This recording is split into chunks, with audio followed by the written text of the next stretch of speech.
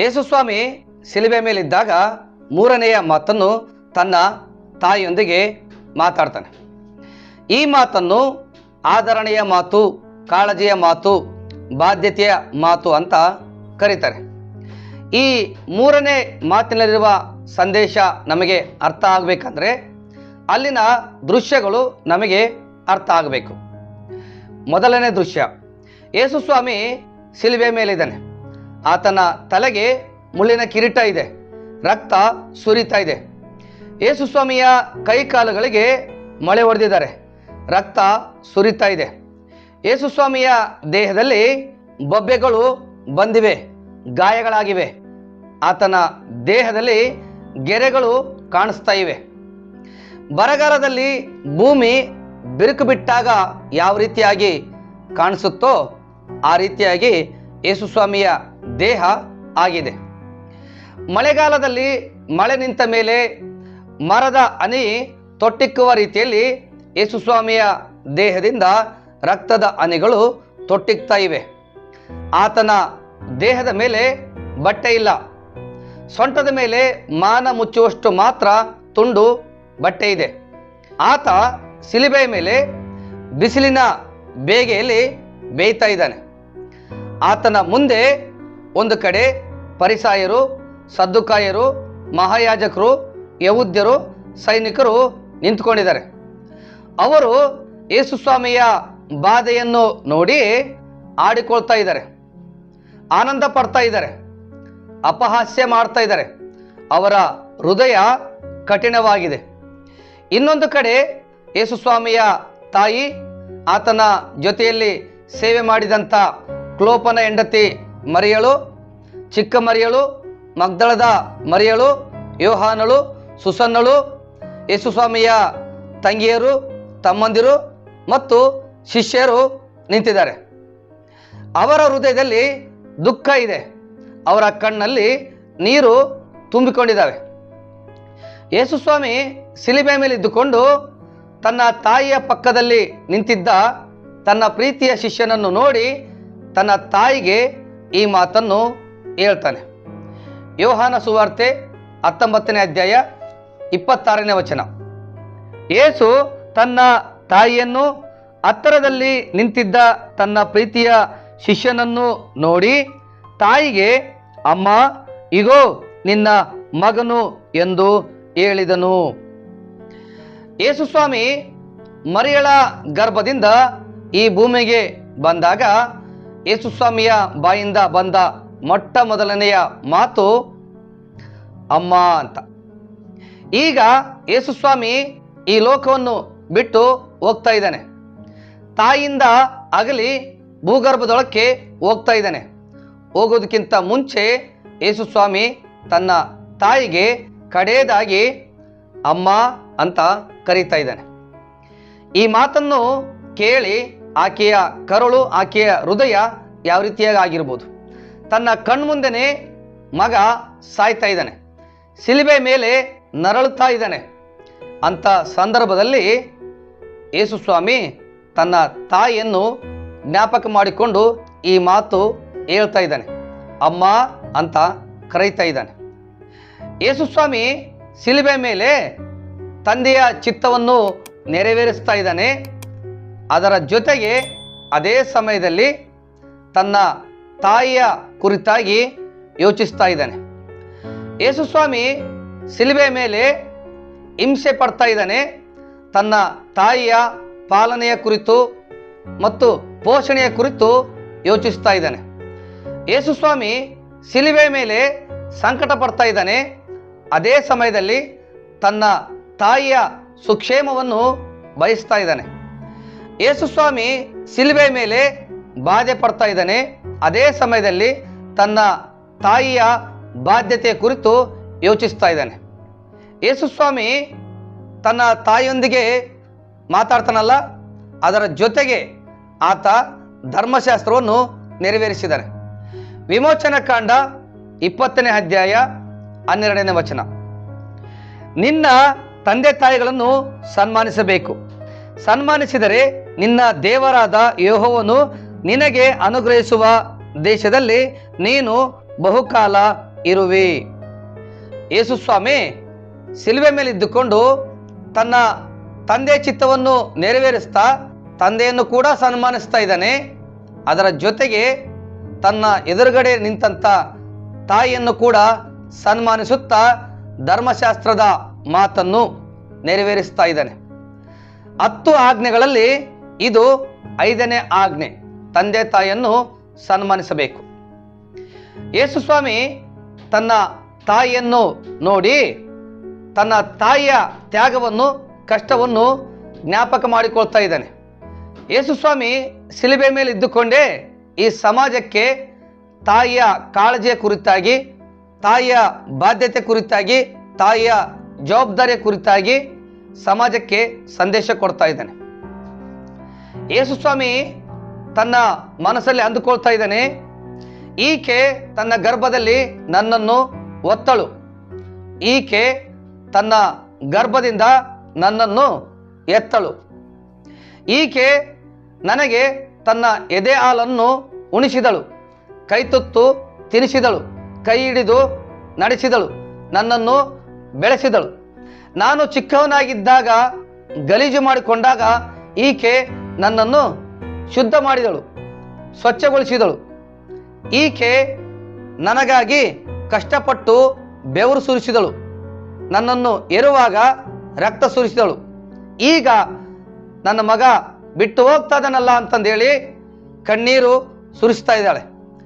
ಈಕೆಯ ಗರ್ಭದಲ್ಲಿ ನಾನಿದ್ದಾಗ ಈಕೆ ಸಮಾಜದಿಂದ ನಿಂದೆಗೆ ಒಳಗಾದಳು. ಕುಟುಂಬದವರು ಈಕೆಯನ್ನು ಅವಮಾನಿಸಿದರು. ತನ್ನ ಮಕ್ಕಳೇ ಈಕೆಯನ್ನು ನಿಂದಿಸಿದರು, ಅವಮಾನಿಸಿದರು. ಈಕೆ ನನ್ನ ನಿಮಿತ್ತ ಶೋಧನೆಗೆ ಒಳಗಾದಳು, ವೇದನೆ ಅನುಭವಿಸಿದಳು. ನಾನು ಈಕೆಯನ್ನು ಅನಾಥಳನ್ನಾಗಿ ಬಿಟ್ಟು ಹೋಗಬಾರ್ದು ಅಂತ ಯೇಸು ಸ್ವಾಮಿ ಶಿಲುಬೆ ಮೇಲೆ ಇದ್ದುಕೊಂಡೇ ತಾಯಿಯ ಪೋಷಣೆಯ ಬಗ್ಗೆ, ಬಾಧ್ಯತೆಯ ಬಗ್ಗೆ ಯೋಚಿಸ್ತಾ ಇದ್ದಾನೆ. ಈ ಲೋಕದಲ್ಲಿ ಮಕ್ಕಳು ಈ ರೀತಿಯಾಗಿ, ಅಂದರೆ ತಂದೆ ತಾಯಿಯ ತ್ಯಾಗ, ಕಷ್ಟದ ಕುರಿತಾಗಿ ಯೋಚಿಸಿದ್ರೆ ಇವತ್ತು ಈ ಲೋಕದಲ್ಲಿ ಅನಾಥಾಶ್ರಮಗಳು, ವೃದ್ಧಾಶ್ರಮಗಳು ಇರ್ತಿದ್ದಿಲ್ಲ. ಯೇಸು ಸ್ವಾಮಿ ತನ್ನ ತಾಯಿ ಅನಾಥಳಾಗಬಾರ್ದು ಅಂತ ಆಕೆಯ ಕುರಿತಾಗಿ ಯೋಚನೆ ಮಾಡ್ತಾ ಇದ್ದಾನೆ. ಯೇಸು ಸ್ವಾಮಿ ಒಂದು ಸಾರಿ ಒಂದು ಮನೆಯಲ್ಲಿ ವಾಕ್ಯೋಪದೇಶ ಮಾಡುವಾಗ ಯೇಸು ಸ್ವಾಮಿಯ ತಾಯಿ ತಮ್ಮಂದಿರು ಬರ್ತಾರೆ. ಆಗ ಒಬ್ಬನು ಯೇಸು ಸ್ವಾಮಿಗೆ, ನಿನ್ನ ತಾಯಿ ತಮ್ಮಂದಿರು ಹೊರಗಡೆ ನಿಂತಿದ್ದಾರೆ ಅಂತ ಹೇಳ್ತಾನೆ. ಆಗ ಯೇಸು ಸ್ವಾಮಿ ಹೇಳ್ತಾನೆ, ಯಾರು ನನ್ನ ತಾಯಿ, ಯಾರು ನನ್ನ ತಂಗಿ, ಯಾರು ನನ್ನ ತಮ್ಮ? ದೇವರ ಚಿತ್ತದಂತೆ ನಡೆಯುವವನೇ, ದೇವರ ವಾಕ್ಯವನ್ನು ಕೇಳಿ ಅದರಂತೆ ನಡೆಯುವವನೇ ನನಗೆ ತಾಯಿ, ತಂಗಿ, ತಮ್ಮನು ಆಗಬೇಕು ಅಂತ ಯೇಸು ಸ್ವಾಮಿ ಹೇಳ್ತಾನೆ. ಅಂದರೆ ದೇವರ ಚಿತ್ತವನ್ನು ನೆರವೇರಿಸುವವರು, ದೇವರ ವಾಕ್ಯವನ್ನು ಕೈಗೊಂಡು ನಡೆಯುವವರು ಯೇಸು ಸ್ವಾಮಿಗೆ ತಾಯಿ, ತಂಗಿ, ತಮ್ಮಂದಿರು ಆಗ್ತಾರೆ. ನೋಡ್ರಿ, ನಮಗೆ ಎಂಥ ಪದವಿಯನ್ನು ಯೇಸು ಸ್ವಾಮಿ ಕೊಟ್ಟಿದ್ದಾನೆ. ಈ ವಿಡಿಯೋವನ್ನು ನೋಡುವಂಥ ನಿಮ್ಮಲ್ಲಿ ಯಾರಾದರೂ ನಾನು ಅನಾಥೆ, ನಾನು ಅನಾಥ, ನಾನು ಒಬ್ಬಂಟಿಗ, ನನಗೆ ಯಾರೂ ದಿಕ್ಕಿಲ್ಲ, ನನಗೆ ಯಾರೂ ಗತಿ ಇಲ್ಲ ಅಂತ ಬಾಧೆ ಪಡ್ತಾ ಇದೆಯಾ? ದುಃಖ ಪಡ್ತಾ ಇದೆಯಾ? ವೇದನೆ ಪಡ್ತಾ ಇದೆಯಾ? ನೀನು ಧೈರ್ಯವಾಗಿರು ಅಂತ ಯೇಸು ಸ್ವಾಮಿ ಹೇಳ್ತಾ ಇದ್ದಾನೆ. ಯೇಸು ಸ್ವಾಮಿ ಯಾವ ರೀತಿಯಾಗಿ ತನ್ನ ತಾಯಿಯ ಕಾಳಜಿಯ ಕುರಿತಾಗಿ, ಪೋಷಣೆಯ ಕುರಿತಾಗಿ ಯೋಚನೆ ಮಾಡಿದ್ನೋ ಅದೇ ರೀತಿಯಾಗಿ ಯೇಸು ಸ್ವಾಮಿಯ ವಾಕ್ಯವನ್ನು ನಾವು ಕೈಗೊಂಡು ನಡೆದರೆ ನಮ್ಮ ಕುರಿತಾಗಿ ಕೂಡ ಆತ ಯೋಚನೆ ಮಾಡ್ತಾನೆ. ಆತ ನಮ್ಮನ್ನು ಎಂದಿಗೂ ಕೂಡ ಅನಾಥರನ್ನಾಗಿ ಕೈ ಬಿಡಲ್ಲ. ನೀನು ಧೈರ್ಯವಾಗಿರು, ನಿನಗೆ ಯಾರು ಇಲ್ಲ ಅಂದ್ರೂ ಪರವಾಗಿಲ್ಲ, ಯೇಸು ಸ್ವಾಮಿ ನನಗಿದ್ದಾನೆ ಅನ್ನೋದನ್ನು ಮಾತ್ರ ಮರಿಬೇಡ. ತಾಯಿ ಬಗ್ಗೆ ಕಾಳಜಿ ವಹಿಸಿದಂಥ ಯೇಸು ನಮ್ಮ ಬಗ್ಗೆ ವಹಿಸ್ತಾ ಇರ್ತಾನ. ನಾನು ಹೋದ ನಂತರ ಈಕೆ ಕಷ್ಟಪಡಬಾರ್ದು, ಈಕೆ ಸುಖವಾಗಿರಬೇಕು, ಈಕೆ ಸುಕ್ಷೇಮದಿಂದ ಇರಬೇಕಂತ ಯೇಸು ಸ್ವಾಮಿ ಶಿಲುಬೆ ಮೇಲೆ ಯೋಚನೆ ಮಾಡಿದನಂದ್ರೆ ಆತನ ಚಿತ್ತದಂತೆ ನಾವು ನಡೆದ್ರೆ ನಮ್ಮ ಬಗ್ಗೆ ಯೋಚನೆ ಮಾಡದೇ ಇರ್ತಾನ? ಮಾಡೇ ಮಾಡ್ತಾನೆ. ನಮ್ಮ ಕೊರತೆಗಳನ್ನು ಆತ ಬಲ್ಲಾತನಾಗಿದ್ದಾನೆ. ನಮ್ಮ ಪರಿಸ್ಥಿತಿ, ನಮ್ಮ ಭವಿಷ್ಯ ಆತನಿಗೆ ಗೊತ್ತು. ಇವತ್ತು ನಾಳೆ ಹೇಗೆ ಜೀವನ, ನಾಳೆ ಹೇಗೆ ಬದುಕಬೇಕು, ಮುಂದೆ ಹೇಗೆ ಅಂತ ಯೋಚನೆ ಮಾಡ್ತಿದೀಯಾ? ನಿನಗಿಂತ ಮೊದಲೇ ಯೇಸು ಸ್ವಾಮಿ ನಿನ್ನ ಕುರಿತಾಗಿ ಯೋಚನೆ ಮಾಡ್ತಾ ಇದ್ದಾನೆ. ನಮ್ಮ ಕುರಿತಾಗಿ ಆತನು ಯೋಚನೆ ಮಾಡ್ತಾನೆ.